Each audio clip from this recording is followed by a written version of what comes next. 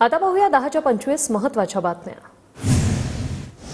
राज्यातील पालकमंत्री पदांची यादी तयार, येत्या 2 दिवसात यादी जाहीर होण्याची शक्यता। काल रात्री उशिरा तिन्ही प्रमुख नेत्यांमध्ये फोनवर चर्चा, सूत्रांची माहिती। 15 तारखेपर्यंत पालकमंत्री पदावर तोडगा निघेल। स्थानिक स्वराज्य संस्थांच्या निवडणुकांसाठी भाजप महायुती सज्ज। भाजप नेते चंद्रशेखर बावनकुळे यांची माहिती। तर मविया स्वार्थासाठी एकत्र, बावनकुळेंची टीका।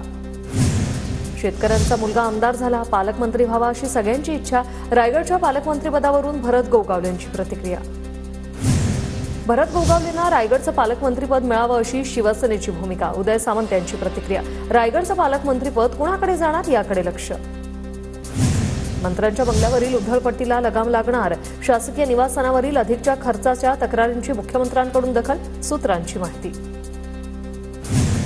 शरद पवार उद्या दुपारी 12:30 वाजता पत्रकार परिषद घेणार। वैद्य चव्हाण सेंटरवर शरद पवार पत्रकार परिषद घेतील। पवार काय बोलणार याकडे लक्ष।